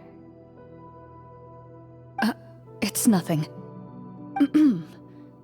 As you step into the cave, you find yourself in an eerily quiet space. Before you lies a narrow passageway that appears to trail off endlessly into the distance. Wow, this must be where the treasure is hidden! But this door is blocking our way in. It almost looks like it's been here for quite some time. I've got to hand it to the tabletop troupe. They really went all out with the props. Huh. What have we got down here? A kind of mechanism connected to the door? It looks like we might have to arrange it into a certain pattern. A pattern on a stone door. That's something Master mentioned before. Is something wrong, Clarinde? After a long, difficult journey, You finally arrive at the location indicated by your map. It appears to be an ancient site of some sort, where treasure likely awaits. Your surroundings are exceedingly quiet and serene, as if the secret that slumbers here has never once been disturbed. If you listen closely, you can almost convince yourself you can hear the sound of its calm, gentle breathing. That description makes Paimon feel kinda bad for disturbing this place. We're doing this for the sake of the people, to free them from the evil sorcerer. I say it's time for this treasure to once again see the light of day. Linny's right. We need to keep going. The future of the kingdom depends on it. The next part of the story requires us to solve the puzzle, right? Let's start exploring the area. Yes, that should be fine. Something feels off about all this. Guess I'll just have to improvise.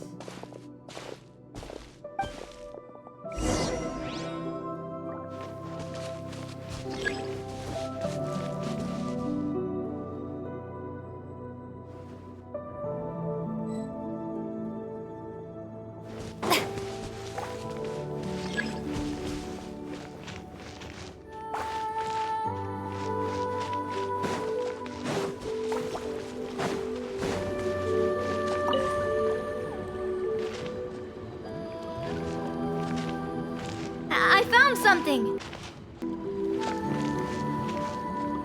Found something here, too.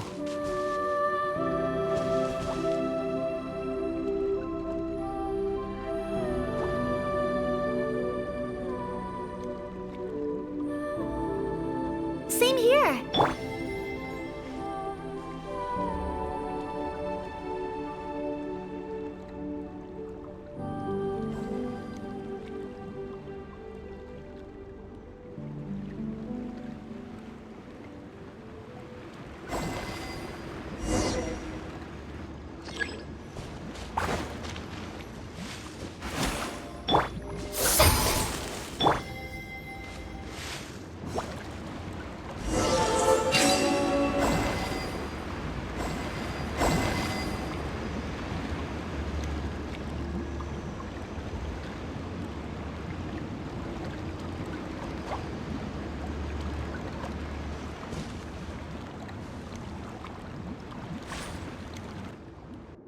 It worked! Something just appeared. Some kind of new mechanism, maybe?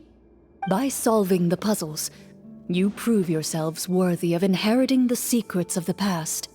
At the end of each puzzle, you're rewarded with With? a key.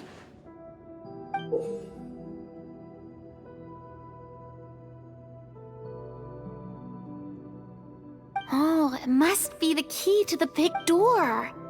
Huh? This is one of the Marechaussee Hunter keys that are passed down from generation to generation. It looks just like the one Master passed down to me. It is said that 4 keys in total are required to form the final, complete key. And it seems like we just collected 3 of them. That must mean... Huh? What's wrong? You hear a few strange noises. Suddenly, all the torches in the ruin go out at once. Huh? What's going on? Did we fall into another trap? For the sake of immersion, please close your eyes, everyone. Without the torches, the space is now completely dark, and you cannot see anything.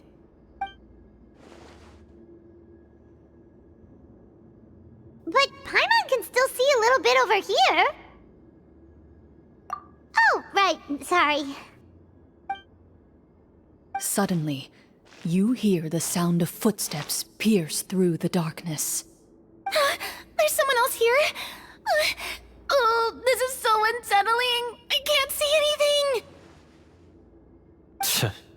I've been discovered then. Wait, that voice, it's... You recognize the voice as belonging to the guard who led you to this place. It appears he now covets the treasure for himself, and has come to stake his claim. Oh, so this is just part of the script. Then I can probably relax. Well, if we can't see anything, that means we can't fight to the fullest of our abilities. Should we retreat for now? Judging by the way he's holding his sword, he must be a real Marechaussee hunter. But this isn't part of the script. Retreat? That's not the hunter way. If it's dark for us, then it's dark for him. We choose to fight. Your choice is noted. Please keep your eyes closed until I tell you the torches have been relit. This battle will be in the dark. You got it. Well then, let us begin.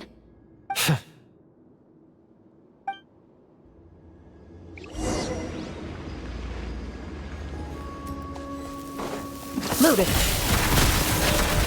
I'd like to try to hit him with my sword. Your strike is successful. Is he still standing? Could... Is it over? Can we open our eyes now? The enemy is strong and relentless, but the battle is nearing its end. The torches have not been relit. What about now? Final strike. Ha!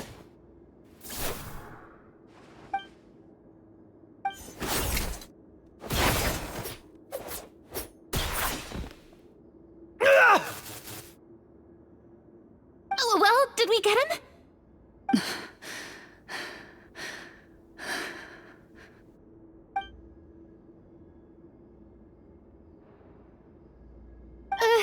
Glorian? Warm fire flickers across the walls once more. Your vision is now clear. In an impressive display of courage, the four of you successfully defeat the uninvited guest. That look in his eyes. It's like he became an entirely different person as soon as I defeated him. Huh? Mr. Florian? Oh, wait. We're supposed to be role-playing. I should stay in character. Speak your name, guard. Why did you lead us here just to betray us? Is this treasure really more important to you than bringing peace to the kingdom? What kingdom? What peace? Those were nothing but lies! I, Florian, am a true Marechaussee hunter, descended from hunters of ages past. So he's also using his real name. Or, wait, was that the name of his character from the very beginning? Then I'm even more confused. If you truly are a Marechaussee hunter, shouldn't you want to help us just like you said before? Shouldn't we fight together for the sake of the people? What do you know? In this day and age, there's no glory to be had as a Marechaussee hunter. What's that supposed to mean? My skills were passed down to me by my father. We lived a life of obscurity in the remote wilderness. Still, he devoted everything he had to being a Marechaussee hunter. And what did he get in return? A life of poverty and pain, and a world that forgot all about him.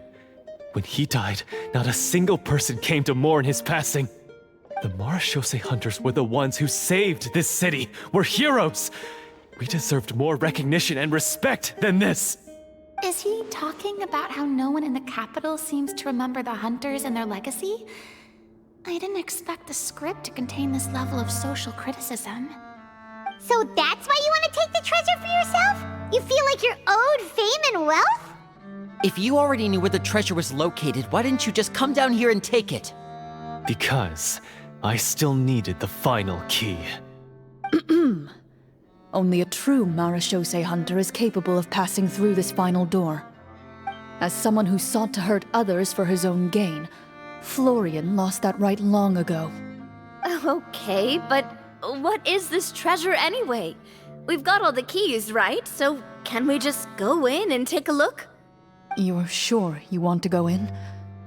We've been talking about it for so long, of course we want to see what's inside! And we've already defeated Florian, right? So he won't try to take it from us anymore. Pesky brats. Watch yourself. Then let's open the door together. All right. Your choice of action is confirmed.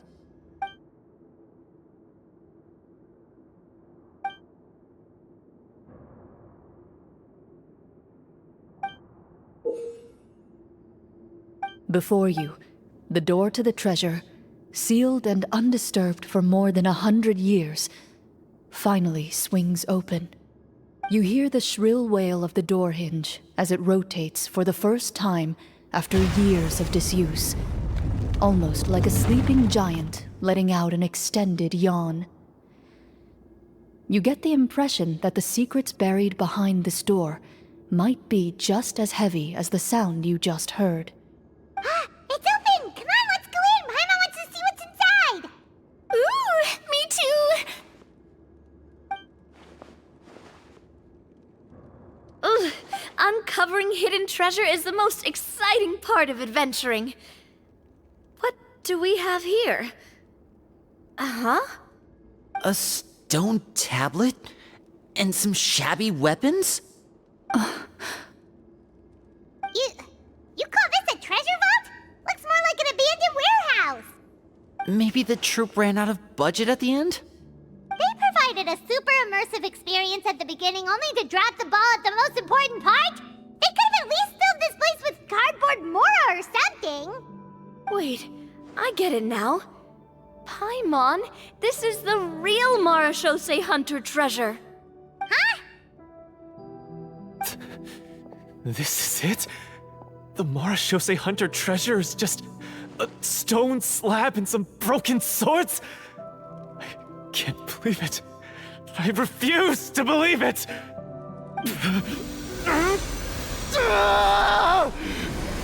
Whoa, are you okay? The Marachose hunter before you appears to suffer a serious mental breakdown. He needs to leave the room for a moment to collect himself. One of you seems to understand the significance of the treasure already. If the rest of you wish to follow suit, you may remain here in the meantime and explore your surroundings. So, how are you doing? Feeling any better? What just happened? Do you remember how you got here? Or what happened to your body just now? I remember now.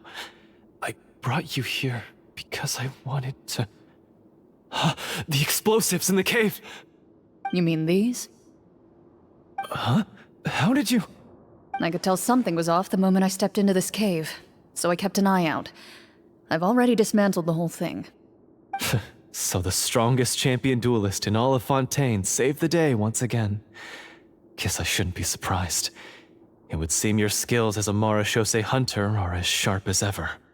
I deserve some answers, don't you think? Tell me why you wanted to lure me here. Everything you said earlier sounded like the truth. Luckily, your monologue was dramatic enough to convince my friends you were just role-playing. I don't know. I just always felt like there was something in my heart that didn't belong to me. Something agitated and angry. Who knows? Maybe it was my own anger all along. I could never really tell. The feelings about my father and the other Marachose hunters are real. It just wasn't fair. I was angry, bitter that no one remembered them or praised their accomplishments. I don't know when it started, but at some point, my anger came to completely consume me. At that point, I remembered the legend my father used to tell me. The one about the treasure. But if the treasure was all you cared about, why plant all those explosives? Wouldn't they just destroy the treasure and bury you along with it? I can't remember. My head is a mess.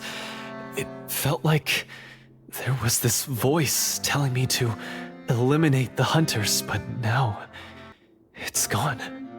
From your description, I suspect you were dealing with a devorator. Devorator?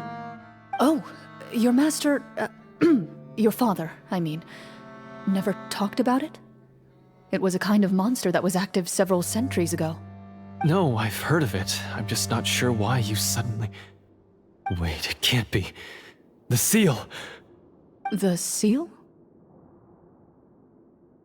My family has served as Marashose hunters for many generations. But the title and swordsmanship weren't the only things passed down over our line. There was a seal as well. My father instructed me to always watch over that seal and maintain it regularly. He said it had been passed down over a truly ancient age, and protecting it was our clan's most important duty. But I neglected that duty after he died. I finally decided to come down and check on it one day, and that's where my memories become fuzzy. The Devorator would be a formidable adversary for any mortal being, even ones as capable as the Hunters. If you lacked the power to completely destroy it, you could easily fall prey to its influence and corruption. In light of this, some Marashose hunters chose to seal the Devorator away, in the hopes that a permanent solution would come with the passage of time. I heard it has the power to amplify the obsessions and desires in people's hearts, to the point where they overtake you entirely. It would seem I'm not just lacking in skill with a blade, but in mental fortitude as well. And yet, you were able to retrieve 3 of the 4 keys. If I remember correctly, each was entrusted to a respected and capable hunter. How did you manage it? One of them belonged to my father. The second I stole from a different hunter. And the third was one that I snatched while the person was on the way home from the tavern. I nearly died in that alley. I know just how strong you are. It's as clear as day to everyone in Fontaine. I observed you from dusk to dawn, but could never find any opportunity to sneak up on you. I never even saw you drink a single glass of liquor. The only way I could think to obtain that last key was to lure you here using your hobby, and then... Oh, I get it now. That monster, it wanted to bury you here alongside the treasure. I won't comment on anything else, but the script was good. Well, I did pour my heart and soul into it. The stories my father used to tell me about the glory of the heroic Marashose hunters and how they came to be forgotten. It's more than just a story. Huh? You're proud to be a hunter. You're still holding onto that part of yourself, no matter how small. I have done so many despicable things. I have nothing to be proud of. Then explain the purpose of the evil sorcerer in your story. Isn't he the true antagonist? The one who sought nothing but his own gain, and used the people as pawns to attain it? In your heart of hearts, he was the one you truly wanted to defeat. But I've already tainted my sword. I no longer have any right to... Wake up, Florian. Remember how you introduced yourself earlier. Do you really think the hunters acted out of a desire for honor and glory? Or to be loved and acknowledged by the people? What did your father teach you about our order? You do not wield your sword for yourself, but to protect those you serve. There's nothing special about a blade. It's the intentions of the wielder that matter above all else. Do you still not understand? Even after seeing the treasure for yourself? The contents of that room, they represent the true legacy the hunters left behind. You're right. I am a Marashose hunter. It's time for me to redeem, no, to finally serve the people I vowed to protect all along. I wouldn't be so quick to push aside the need for redemption. I know. That's a charge I won't bother to defend myself against. Good. Then, come with me, and help me see the script through to the end. Huh? See the script through to the end? But there's no more script left. Never finished it, huh? No, I mean, I wrote the script with the sole purpose of luring you all here. There was no reason to write beyond this point. Then we'll just have to keep writing it. The evil sorcerer still needs to be defeated. You mean the Devorator? Are you saying I have to make up the rest of the script as we go along? Is that really so hard? You've already written most of it. surely you can write an ending where the hunters win and justice prevails. I'll be there to help you too. You aren't afraid your party will fall into danger? I know what my friends are capable of, and they're all quite skilled. Besides, I need their help. Then, are you going to tell them the truth about all this? I don't intend to spoil the fun. Sometimes, protecting dreams and fantasies is more important than exposing the truth. Don't you think?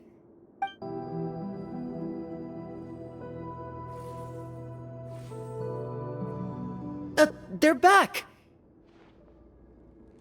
That took a while.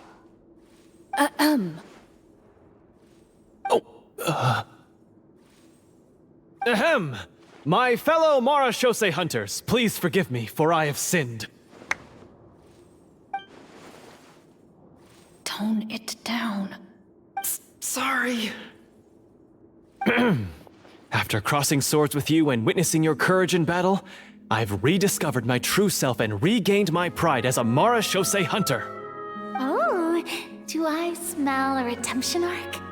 I confess, I was brainwashed by the evil sorcerer. He asked me to lure you here so he could bury you in this cave. That little... Wait, you're saying all of that wasn't you, but the evil sorcerer? That's right. He's adept at manipulating the hearts and minds of the people. I fell under his influence because I did not possess a strong enough sense of will. And how are you going to prove that you're a changed man? We're not going to fall for the same trap twice. To be perfectly honest, I only came to my senses after seeing the treasure. It reminded me of my father's past teachings. The treasure was actually... The names of all the Marashose hunters from ages past and their weapons? Wait, you already know? Of course. Don't underestimate a veteran role player's exploration skills. Oh, wait, I mean Marashose hunter Navia's exploration skills. We just finished reading through the content of the stone tablet. That tablet recorded the lives of some fascinating people. For example, this Marashose hunter called Est. She inherited the responsibilities of the Golden Hunter and passed judgment on many people. But in private, she had a very easygoing personality. Her favorite pastime was singing and dancing with her friends, and she was said to have a beautiful voice. So, she was just like you. Oh, you really think so? Well, when you put it that way, I suppose I also have a few things in common with this Walter. Working as an executioner, he supposedly used a countless number of tricks to confound his enemies in battle. Oh, if only I could have seen the feats of magic he pulled off back then. Their lives were all so exciting. You could write so many cool books about their accomplishments. How could they have all been forgotten? Because they chose to be. To hunt monsters that only appear in the shadows, you must also operate in the dark. To be a Marashose hunter is to willingly give up on wealth and fame. Then this stone tablet must have been left behind by their companions. That's right. Few Marashose hunters ever revealed their identity to the public. They always protected the city from the shadows. The only time they spoke of their accomplishments would be at night, when they gathered with their fellow hunters in front of the bonfire to share stories of the monsters slain by their hand. So, this tablet was created not so that the hunters would be remembered by the people, but so that they would be remembered by each other. No wonder this place was so well hidden. You regard the stone tablet in solemn silence. The names of your comrades etched onto its surface serve as a reminder that you are never truly alone. The tablet proves that, although a hunter walks a shrouded path, it is not a solitary one. There will always be those who walk beside you, a fact that remains as true today as in ages long past. Their legacies shall continue to be passed down from generation to generation, as everlasting as the stone onto which their names are carved. Father, you once told me that I should seek out the treasure if I ever became lost. So this is what you wanted me to find.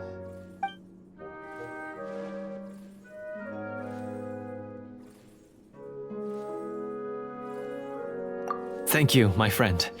You are very kind. I implore you, everyone, please give me a chance to make up for all I've done. Allow me to fight alongside you and defeat the evil sorcerer that threatens the peace and prosperity of everyone in this kingdom. Well, I say we let you join. Sounds good to me too. Everyone makes mistakes. What matters is what you do to make up for them. I have no objections, but Mr. Florian, do you even know how to defeat the evil sorcerer? When he took over my mind, I gained some insight into his thoughts. Every time I thought of the treasure, he reacted with a strong sense of fear. Huh?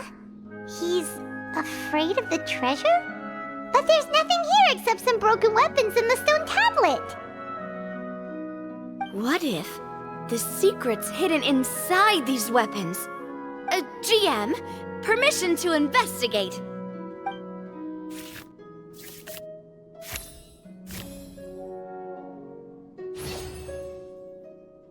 At first glance, the weapons appear absolutely ordinary. But as you observe them, you notice a faint energy emanating from within. These blades have slain countless monsters. Though it's been a long time since they were used in battle, their edges remain sharp, as if they're simply waiting for the next worthy hunter to carry on their legacy. So basically, take these with us, right? I'll take this weapon, since it used to belong to Est. Maybe it'll find comfort in being held by someone who appreciates the arts. Good idea. I'll take Mr. Walter's bow then, from one archer magician to another.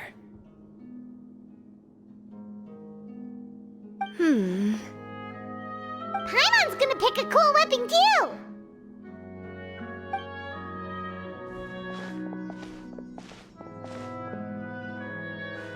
As you grip your weapons, you can almost feel the will of past hunters coursing through your being. It's a feeling of courage, determination, a silent vow passed down from generation to generation that says, eradicate the monsters, no matter the cost.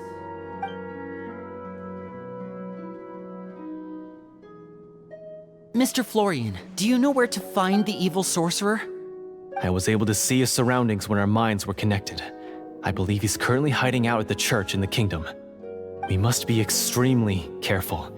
He's spent so long living among monsters that he's now taken the form of one. He will not be easily defeated. Then why don't we explore some more and try to find some higher level gear? We don't want to just fight him and lose, right?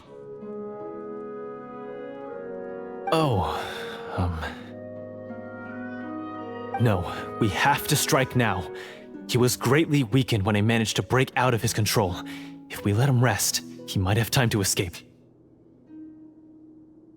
I agree with Mr. Florian. We've got to act while we have the advantage. Don't forget, the people of the capital are counting on us. Yeah, now that we've got a plan, there's no point in waiting. The longer this drags on, the worse it will be for everybody. Yes, that's what's called...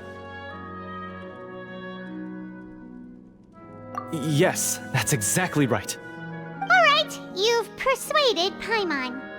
Mr. Florian, please lead the way. Of course. Follow me.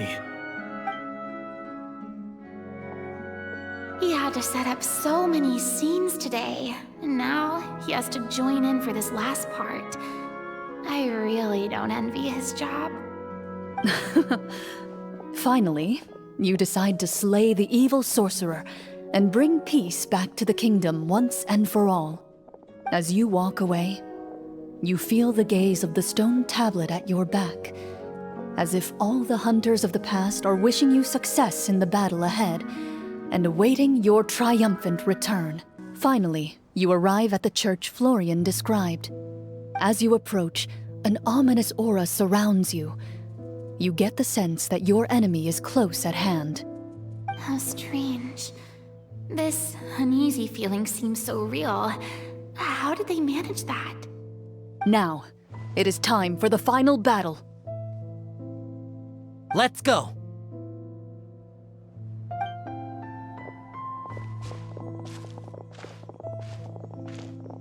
Florian, wait. What's wrong? I think you should wait outside. You've already been corrupted by the Devorator once. It could easily re-enter your mind and take control of your body. I don't think it's a good idea for you to be this close. If it corrupts you again, it's possible you might take on a new form entirely. That's exactly why I have to go. Why I should be at the very front. You mean... Yes. I intend to lure it into my body. That's too risky. If things get out of hand, I might have to kill you. Do you understand how dangerous this is? I understand, but if I do this, you'll have a clear and visible target. The Devorator will have a hard time passing up a chance to enter a body it knows how to control. You won't have to worry about any of your friends being taken over. You're not like me, Miss Clorinde. You're a just and powerful Marechaussee hunter. The monster broke free due to my error. It's only right that I shoulder the responsibility for its destruction. This is... something that I have to do. Consider it a duel to restore my honor. My only request is that you give it your all.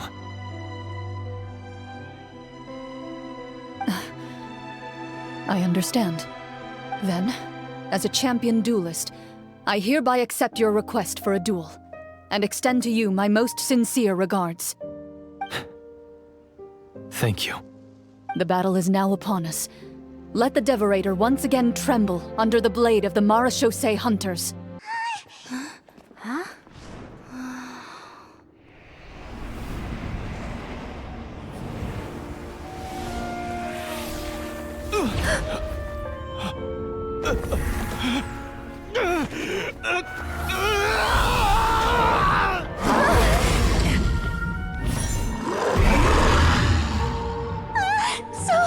So lifelike!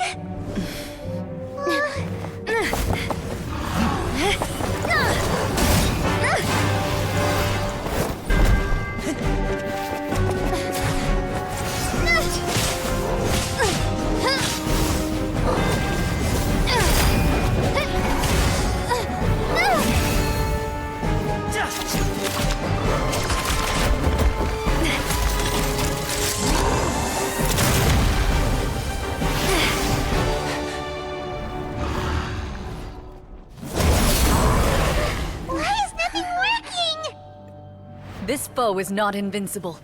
You hold the treasure. The power to defeat it in your own two hands. The treasure? You mean... the names! It's the Marechaussee hunters' names! How are we supposed to... You forget, Paimon? There's still one skill we saved until the very end. Hunters fight not for fame, but to aid the people whenever they are summoned. Walter the Marechaussee Hunter, master of 1,000 tricks, executioner of the Phantom Hunters, I call for aid! Est, the Marechaussee hunter, inheritor of Cassiodor's will, judge of the Shadow Hunters. Answer my call!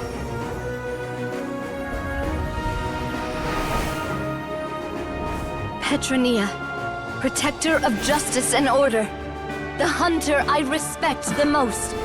Thank you for saving my friend, the best one I'll ever know.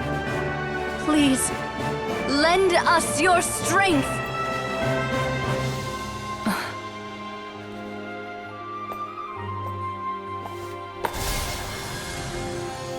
We have come to answer your summons.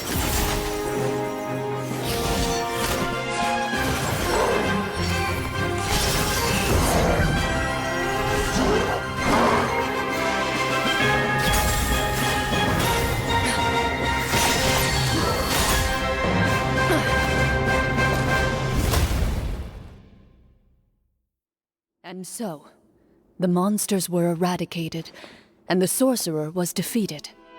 Peace soon returned to the capital. Those in the court, manipulated by the sorcerer, also recognized the errors of their ways.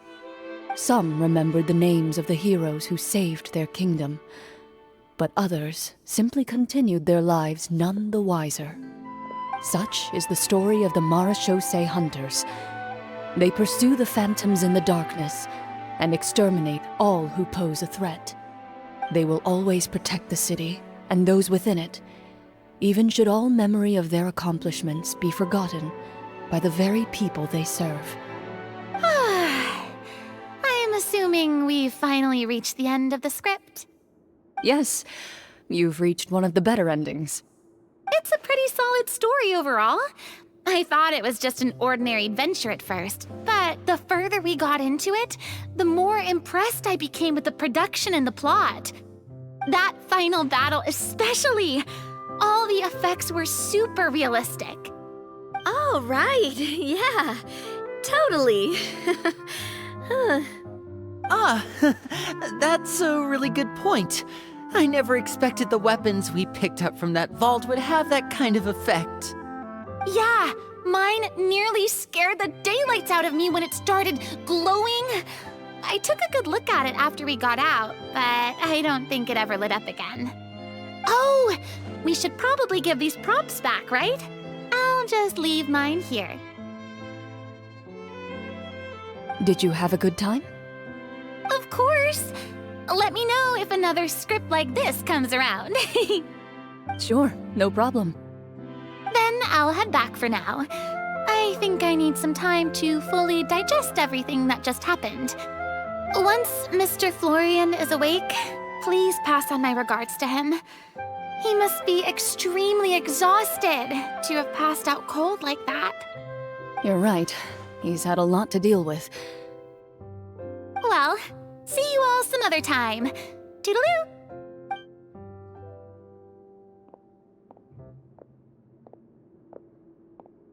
Okay, so, can I ask now? I think it should be fine, yeah. What in the world was going on back there? So you saw through all of that? That time in the cave when you told us to close our eyes, it'd be weirder if we didn't notice anything. I was dying of curiosity the entire time. I mean, you did a pretty bang-up job of pretending nothing had gone wrong. Farina actually looked like she thought all of it was planned. Guess none of us wanted to be the one to break the illusion. What are you all talking about? Oh, wait. Don't tell me Paimon never... No, this is all my fault. It's not too late to cover your ears. Here, Paimon, I'll do it for you. Bit late for that, don't you think? You're saying everything that happened back there wasn't actually part of the script? It's probably more accurate to say this was never a real scripted story to begin with. What? So loud. My head. Hey, you! Get up right now and explain yourself! No shaking, please! Oh, my head.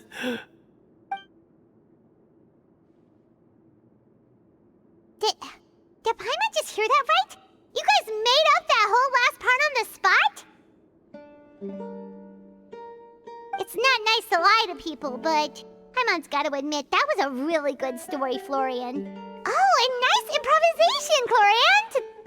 Yeah, it was like watching a magician improvise a spectacular magic trick after forgetting an important prop. If Paimon knew something was wrong with that vault, she would have floated straight in the opposite direction. Everything was under control. As if you've ever described a situation as being out of control. I'm pretty sure any situation you consider to be easy to handle would scare a reasonable person half to death. Guess I'm just used to it. You must run into a lot of unexpected situations then. That explains why you're so good at coming up with things on the spot. As for you, Florian... I know there's no excuse for what I did. I'll turn myself into the guards at once, confess my crimes, and accept any punishment that comes my way. I would say you've already suffered more than enough. What? You may have been blinded by fame and fortune in the beginning, but your actions during the final battle had proven you to be a true Marechaussee hunter. You'll be far more used to the city above ground than below. Your job as a hunter is more important. But... Of course, you'll still need to take the keys and pay a personal visit to the 2 hunters you wronged. Prepare to accept any terms they give you as well. Yes, of course. As far as I'm concerned, though, your showing in the duel was enough to prove your honor. Then I'll do exactly as you said. I'll go return those 2 keys right now. Thank you so much, everyone. I'll do my best to prove myself worthy of the second chance you've given me. I swear this on my name and honor as a Marechaussee hunter. Until we meet again, everyone.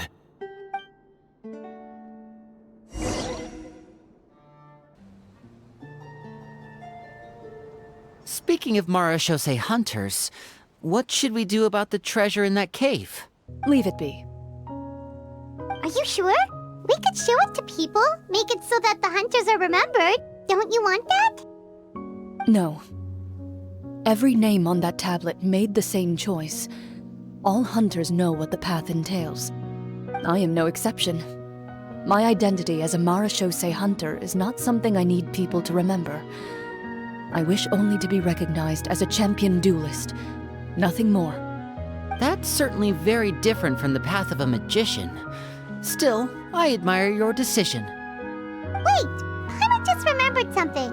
If there were no special effects involved, why did our weapons begin to glow during the battle?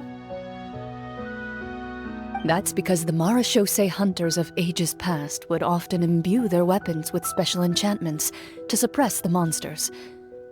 Whenever a monster was nearby, their weapons would start to glow. Oh, so that's why they had an effect on that guy near the end. I really thought the summons were doing all the work. Well, I'm sure the summons were a part of it too. Oh? How so? This particular devorator probably hailed from the same era as the hunters we saw in the room. The names you recited all belonged to the bravest hunters. Countless monsters fell to their blades. That's likely why the devorator visibly reacted when you said them out loud. So the names held the power all along! Navia, everything you said during your summon. Huh? Oh, I meant what I said. I mean, it was true to my character, so yeah, I'm glad you heard it. Just don't make me repeat myself. It's embarrassing. I really appreciated those words.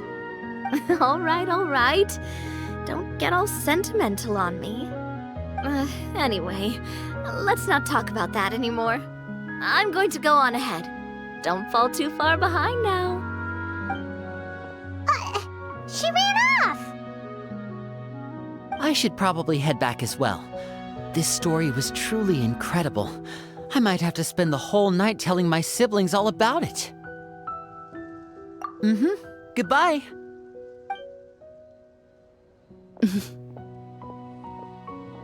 Traveler, should your name and deeds be forgotten, what do you think the significance of your journey will be?